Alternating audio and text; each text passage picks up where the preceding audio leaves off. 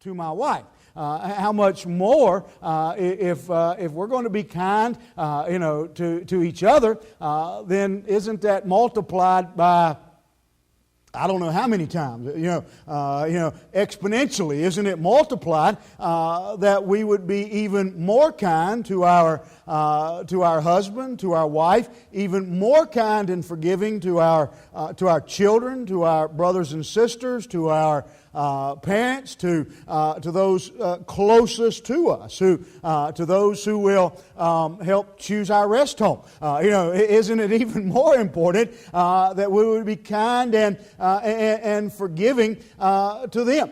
And so this morning, as we look at this passage, I really think that this is kind of a bow on top of the package that we've been talking about the last few weeks, as we've talked about marriage and how God brings us together, and being slow to anger and quick to hear, and then last week to love your wife and to respect your husband.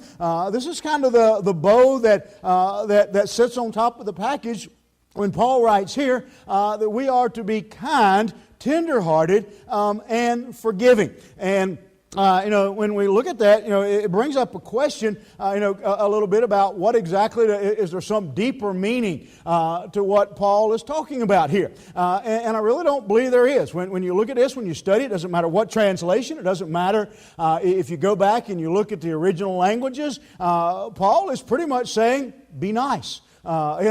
Be nice. And so the first thing that when it comes to having a strong marriage, a healthy marriage, a happy marriage, but not just marriage, but a relationship, whether it be, again, with your children, your co-workers, your employee, your employers, your neighbor, the first thing that Paul teaches us here is about our attitude. Paul says, be kind, be tender-hearted to one another. And you notice right off, one of the things about that passage is Paul doesn't give us an escape clause. He doesn't give us a way out. He says, be kind one to another. For the life of me, I can't remember what television show this was, but I remember one time there was a character on one of the television shows, and I remember him saying, it's nice to be nice to the nice. Not only is it nice to be nice to the nice, but generally it's easy to be nice to the nice. Paul doesn't say be kind to the kind. Paul says be kind to one another. Paul says be tenderhearted to one another. And so Paul says we are to be kind even when our spouse is not kind. We talked last week about the crazy cycle, and it's interesting.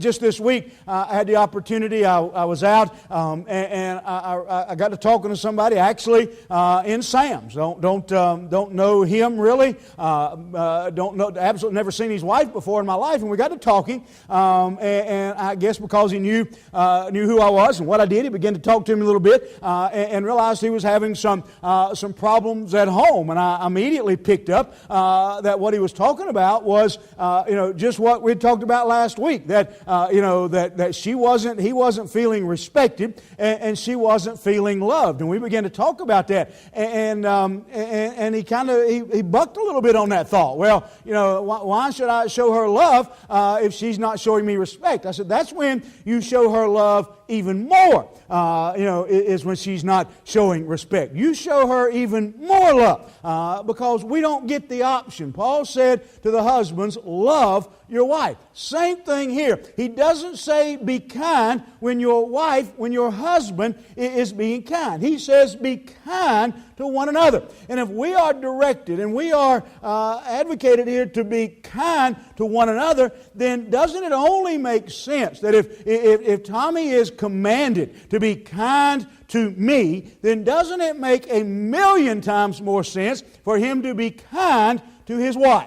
If he is directed to be kind to his employees who are not always diligent, who are not always on time, who are sometimes slack in doing their job, who may break stuff, break rules, don't do what he's told them to do. If he is directed to be kind to those people, isn't he held to an even higher standard of being kind to his spouse? And so when we look at this, Paul says it's all about the first rule for a lengthy, strong, happy marriage, relationship of any kind, is to learn to be kind. Simple fact is, you know as well as I do, you're not going to hang around somebody, you're not going to have a close relationship for very long with someone who isn't kind, who isn't nice. You may still speak to them, nod at them if you pass them in the grocery store, but you're not going to be hanging out with them. You're not going to be close with them, not for long, if they are not kind. And so Paul says, be kind to one another. Why should we do that? And I can almost kind of like the guy I talked to this week who was saying, why should I show my wife love when she's not showing me respect? Because you're told to.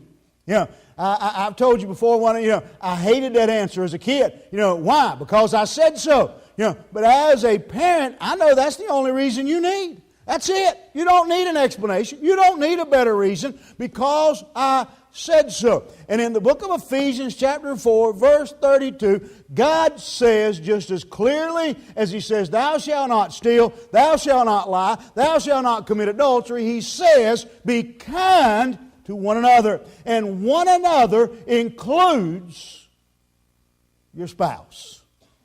One another includes your wife. Why should we be kind? Because we are told to. And quite honestly, I could stop here and move on, because that's all the answer we really need. But it dawned on me, not just in this passage, but as we've been through this these few weeks now, one of the things another reason we are to be kind to one another, and in particular to our spouse, to our children, to those we are closest to, is because kindness is the very character, the very nature of God.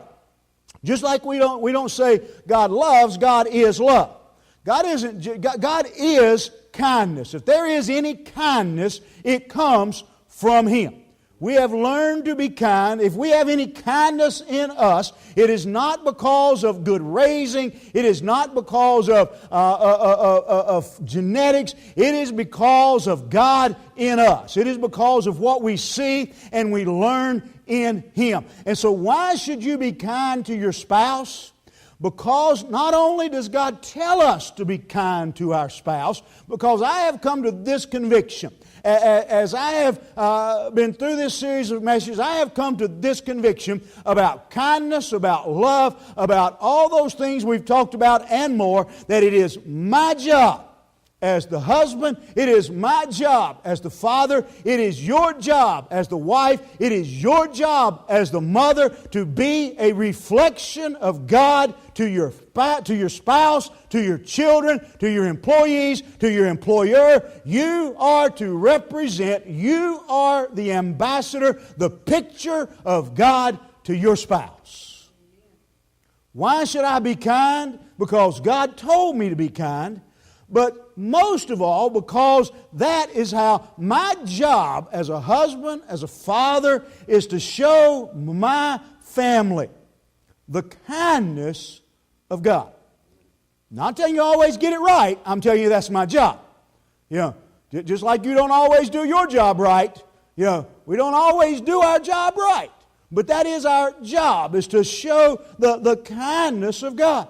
I think about the very definition, the very meaning of kindness. Now, I think most of us would have a fairly similar definition of kindness. But I find it interesting that one of the meanings of the word kind is the idea of being useful. Some of you ladies are looking at your husband thinking you're not very kind. You're not very useful. In fact, you've even used the word useless. You're useless. But the word kind is the idea of being useful and helpful and considerate. Listen, it's It's not just kind to send flowers on Valentine's Day. It's wise. Not just kind, it's wise. It's not just kind to remember your anniversary. It's healthy. It's not just kind to remember her birthday. It's smart. It's self-preservation. It is kind to think of her in September. It's kind to pick up after yourself. Ladies, it's kind not to gripe and complain because he wants to go fishing. Now, I mean, if he wants to go 24/7, you might have a beef. But listen, it's kind to be considerate. It's kind. If you see him sitting there and he's been watching the ball game all afternoon, and we're down to the last 2 minutes of the ball game, it's kind. It's healthy. Not to come stand in front of the television and say, when are you going to change the light bulb? I can almost guarantee you, not right now. And the longer you stand there in the way of the last 2 minutes of the ball game, in all likelihood, the less kind he's going to be, and the longer it's going to be before he changes the light bulb. Kindness is being considerate. It's being useful. It means we care for the feelings of others. We do things with the mindset. It's all of a sudden, it's not all of a sudden, it's a process of learning that it's, heaven forbid, not all about you. It's not all about me. It's being considerate of the feelings of others. Paul says we're supposed, and here's the really odd thing for most of us, is most of us don't have a hard time understanding and practicing kindness to Tommy, to Archie, to Ryan. We have problems practicing and demonstrating kindness to our spouse, to our children, to those closest to us. I don't even have the time to know what's on our sign, but several years ago, and it's been several years ago, Mount Mitchell Methodist had this on their sign, and it's stuck in my mind ever since. Said it's because I read it and I had to think about it for a moment. And I've talked to you about, I've told you this before. The sign said it's easier to forgive an enemy than it is a friend. And I had to think about that for a moment. I had to think about that. That's the truth. We'll forgive a total stranger faster than we will someone close to us. We'll be kind and nice to someone we don't even know. Most guys, if by some horrible stroke of bad luck and misfortune, you had to go to the mall, and you were leaving the mall, and you looked up and here came a lady with her arms full pulling a stroller, most of you would stop and hold the door for that lady, that total stranger. That lady who doesn't cook for you and wash your clothes. You'd hold the door for her.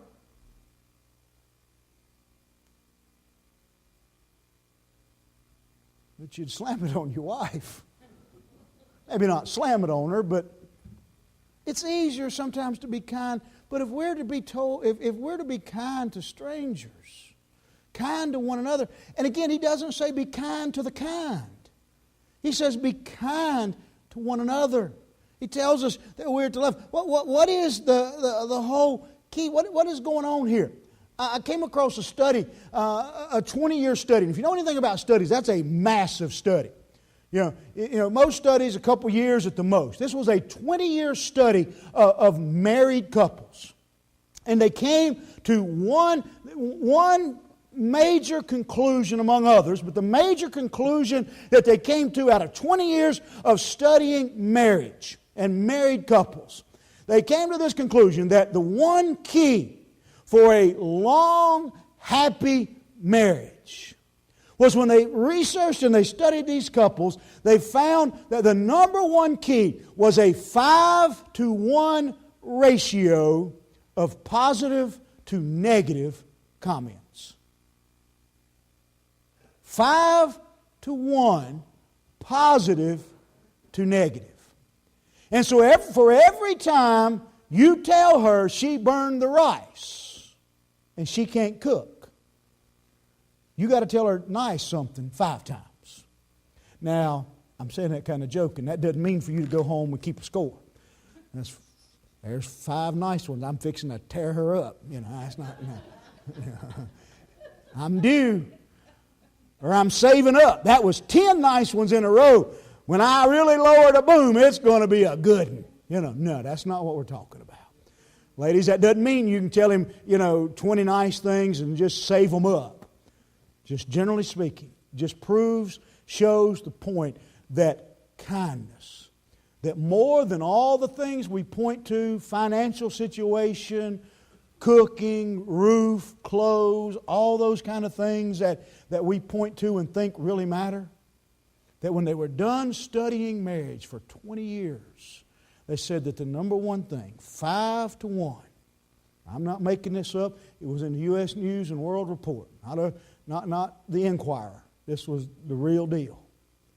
5 to 1, to be nice.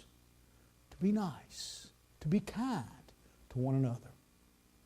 Can I give you a couple, can I be practical for a minute and give you a couple ways? And, again, I'm not a master at this, but can I give you a couple ways to be kind? Don't use the words always and never. I have discovered there is practically no way to tell somebody that they always do something or never do something in a kind way. It's almost impossible. Now, you might say something like, you always look good, or you never stink. It's possible. I said almost always. But it is almost impossible to tell your spouse that they always, because here's the thing, we almost always don't do it in a positive way. It's almost always something like this. You always burn my eggs. You never pick up after yourself. We almost always use those two words in the wrong way. And the fact of the matter is, they're almost always not true. Because I don't always not pick up after myself. I most of the time don't pick up after myself. But I do sometimes. So if you say I never pick up after myself, you've lied. And you've offended me, I promise you. It's almost impossible. You watch, you pay attention. If somebody comes up to you and says something that you always do or never do, it almost always will upset you. Because you know, or you at least believe in your heart, that's not true. Ladies, I will tell you this. You go to your husband or your son or your daughter and tell them you never put down the lid on the commode. And even if he doesn't, he's going to argue with you. It's going to start a fight. Because he's going to say, yes, I do, sometimes. Matter of fact, he's probably going to respond by saying, I always put down the lid. And then you're going to say, you never put down the lid. And then off to the races we go. Always and never, almost always end up bad and never end up good. You want to be kind, you dodge those two words like the plague. Guarantee it. Second thing, another way to be kind. And this is one, if you really want to, something that I think, if you don't get anything else this morning, get this one. Everything that you see is wrong with your wife or your husband or your children is generally not really wrong. It's different. That'll go worlds towards helping you be kind, is to understand it's not wrong, it's different. It's not the way I would do it, It's not the way I like it. But in truth, it's not wrong. It's not morally wrong. It's not scripturally wrong. They're not violating our marriage vows. It's just different. Now, I'm not talking about if he's running around with the secretary or she's running around. That's wrong. I said most things that we argue about, most things that cause conflict in marriage are not really wrong. They're different. Let me give you an example from my house. My wife can't stand. Matter of fact, if you ask her, she will tell you that I fold towels wrong. I don't fold towels wrong. I fold towels different. Okay? Because quite honestly, I don't even see the purpose in folding towels. Men, you with me? To be perfectly honest with you, you don't even have to wash them that often. You know, I figure I'm clean when I get out. You know, how dirty can it be? Thank you, Tommy. Take those puppies, when you wash them, throw them under the sink. I'll drag one out. All I'm going to do is, for about a minute or two, I'm going to rub it across all my nakedness, and I'm going to throw it back into dirty clothes. It's not like I'm going to wear that towel to church. What difference does it make? It upsets her just a little bit that most of the time when I fold a towel, it's something I learned when I was a kid, is I'm bad when I stretch that thing out, I'm right in the middle, and I'll hold it right there. That's how I learned to fold a towel. It's folded. Y'all remember No Time for Sergeants? Y'all remember Andy Griffith's movie years ago when he went in and Don Knotts, the job was he was supposed to put those two metal rings together. It was supposed to be one of those little mind-bender puzzles. And old Andy took the thing and he unfolded one of the rings and he put it back and he folded it together and he pulled it tight. And old Don Knotts, he got all he says, he did it wrong. And the sergeant said, it's together. My wife thinks that all the towels should be folded with all the folds just such and such. First of all, they in my bathroom, in my closet. No, don't go in there. You won't see them. And if you don't like them, don't use them. Dry off with toilet paper. It comes on a nice, neat roll.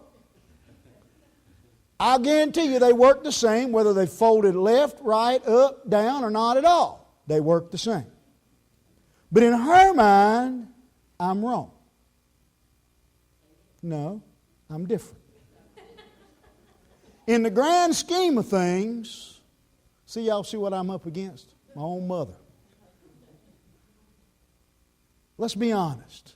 You stop for just a moment and you reflect on the majority of disagreements, arguments, whatever you want to call them you've had with your husband, with your wife, with your children, just in general. Most of them were not over whether somebody was right or wrong. It was they did something different than you do. Different than the way you think. Oh, there's people who do stuff wrong. Don't misunderstand me. But the bulk of our disagreements in life don't come from being wrong. They come from being different. Be kind one to another. When we understand that God made us all different, you know, I've noticed something. I've sat at the hospital and I've sat at the funeral home, and I've noticed that when those times come, people don't sit around and reflect on how they folded towels.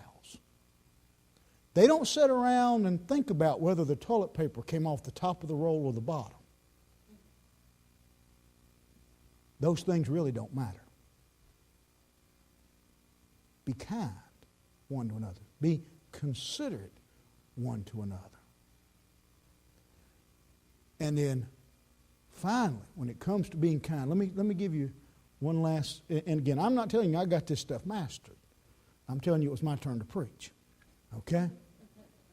What is the goal of an argument?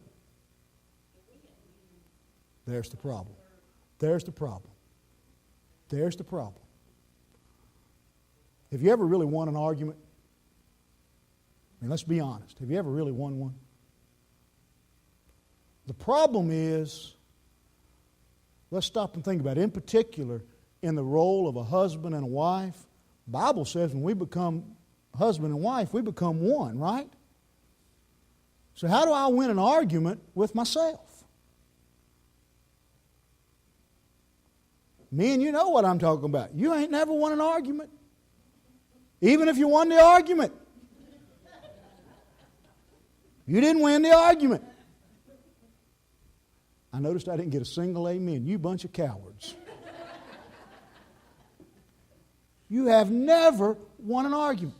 What would happen if we would change and say, listen, there's going to be arguments. I don't know but one couple. And honestly, I do believe this. I'm not going to say who it is. I think if I said most of you would know them and would believe. I don't know but one couple I've ever heard said that they never had an argument. You know, that they, in all their years, many years, never had an argument. And I believe it out of these two. I really do. But the rest of you, you tell me that. There's not another person in this room that if they tell me they've never had an argument with their spouse, I'm going to look at you and say, liar. I'm just telling you. Just so you know right up front, I don't believe you. I'm just going to save you the trouble of telling me that lie. I don't believe you. Okay? But what would happen if we would approach it from this angle? That the goal, there's going to be arguments. There's going to be disagreements. Sometimes it's even healthy. Clear the air, you know. The Bible doesn't say not to be angry. It says be angry and sin not, right? Be kind. Fight fair. Don't drag his mama into it. You know, fight fair.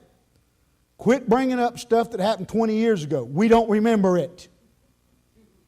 You know, quit it. You know, let's argue about this. I didn't know what we were talking about when we argued about it last week. I sure don't know what we're talking about now. If we would change and say that the goal, do you see the problem with saying the goal of an argument is to win, especially when you're talking about with your spouse? What if somebody else was in an argument with your spouse and they said their goal was to win? Guys, what would happen if somebody else got in an argument with your wife and said, my goal is to win, to beat her down, to break her, to humble her, to leave her in tears? What would you say to that? Most of us would be ready to go to war. Right? Most of you ladies, if somebody said, my goal is just to crush your husband, most of you ladies would bow up and get nasty real quick. But you sit here and tell me that the goal when you have an argument with him is to win? How do you win an argument with your other half? What if the goal of an argument instead of to win was a reconciliation? What if we said going into it, I'm going to be kind? My goal, we're going to disagree about this, but my goal is not to win, to beat her down, to get her to change her mind. My goal is that when this is done, our marriage is stronger. Our relationship is stronger. That we solve this problem. Isn't that the way most of us face difficulties at work? You have an employee that's giving you problems. You have trouble at work. You go in and you sit down with your boss or you sit down with your employer and say, listen, I got a problem we need to work out. But with our spouse, the goal is to win. Be kind, Paul says. Be kind to one another. Listen, the goal isn't to see who can win. The goal is to be reconciled. There's going to be conflict in your relationship. But it can be handled in a way where nobody has to lose. Not only does he say that we are to have the different attitude, but then he comes and he sums it up. He says, forgive. To forgive. He says, forgive one another. Again, as that sign said, most of us can forgive an enemy quicker than we'll forgive a friend. Most of us will forgive a total stranger. Most of us would never, we've carried grudges and not spoke to our spouse way longer than we ever have somebody at work. Think about the logic of that. doesn't make a lot of sense, does it? You know, we've been more angry with our children, those that will pick our rest homes, than we have with our employees. Be kind, he says, and forgive one another. Listen, if you want a relationship, a marriage that lasts, you got to understand. You got to know how to handle disagreement. You got to be honest with what's bothering you. I'm not telling you bite your tongue for 20 years. If your husband or your wife is doing something just driving you out of your mind, that you just bite your tongue. I am saying you choose your battles. Generally, it's not something that's wrong. It's just something that's different. Rhonda and I disagree on whether the toilet paper ought to come off the top of the roll or the bottom, so we got separate bathrooms. Every now and then, just to aggravate her, I'll go in her bathroom and flip her toilet paper over. Just trying to prove a point, Listen, there's going to be conflict, but Paul says this. He says, forgiving each other just like Christ forgave you. Well, they hadn't apologized. How many of you would apologize to Christ when He died on the cross for your sins? Anybody? No. He loved you while you were still a sinner. Isn't that what the Bible says?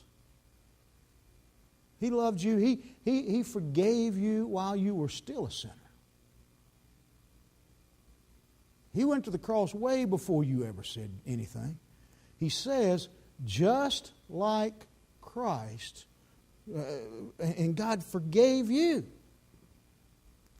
He says, we forgive because we've been forgiven. See, Christ forgave us for true wrongs, for sin. Most of us argue over differences. Let me tell you something. If you take away a couple things this morning, be kind, because it's my job to show my family what God looks like.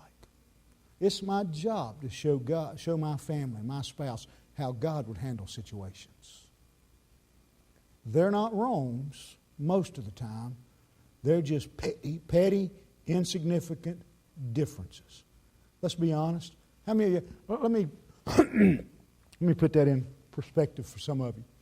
How many of you remember when you were a teenager and a kid, your music, your dress drove your parents nuts? Remember that? Remember that? Some of you sitting there going, no, I don't. I was always an angel. Back to that liar sermon. You remember driving your parents crazy? They didn't like your hairdo. They didn't like your bell bottoms. They didn't like your rock and roll music. Wasn't anything wrong with your bell bottoms. They just didn't like them. Wasn't anything wrong with your hairdo and your leather jacket. They just didn't like them. It was different than they did. Wasn't anything wrong with your music. It was just different than the music they listened to. It kind of tickles me to hear a lot of parents my age riding around listening to AC/DC and Kiss and then bad-mouthing their kids' rap. Nothing wrong, just different. And then their parents are riding around listening to Louis Armstrong or somebody, I don't know, the Beach Boys or something, complain, nothing wrong, just different. You remember when your parents fussed at you for really wasn't wrong, it was just different? I'm not saying you didn't do anything wrong, but it was different. Most of the arguments are about differences, not wrongs. And then he gets down to the nuts and bolts of it when he says, you love them like Christ loved you. That's what it boils down to. Just like Christ forgave you. I want to ask you to bow your heads this morning.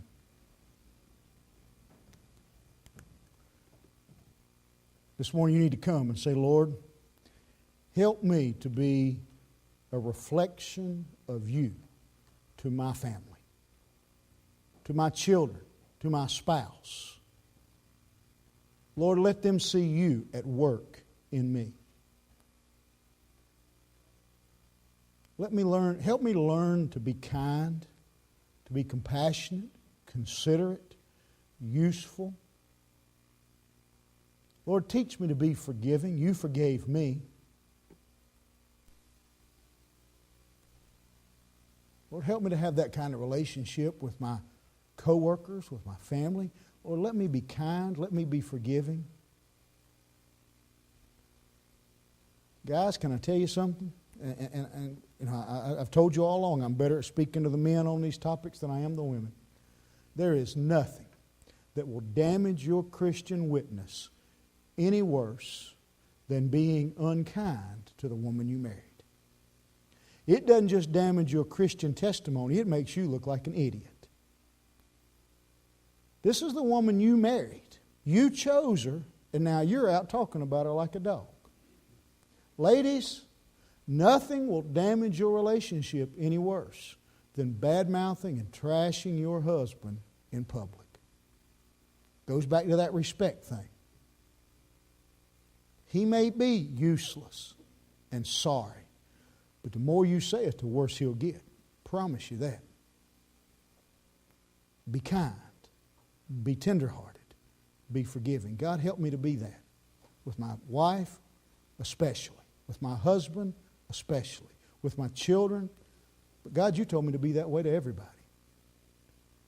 Nothing damages our Christian witness any more than being unkind and unforgiving. You need to come this morning, and maybe there's a grudge that doesn't have anything to do with your husband or your wife. You've realized this morning there's something you're toting around, something you've been carrying. You've got some unforgiveness. Somebody hurt you a long time ago. You need to come to this altar and say, God, help me to forgive them. Maybe you realize there's somebody that just grates your soul and you've had trouble being kind to them. God, help me to learn to be kind, but especially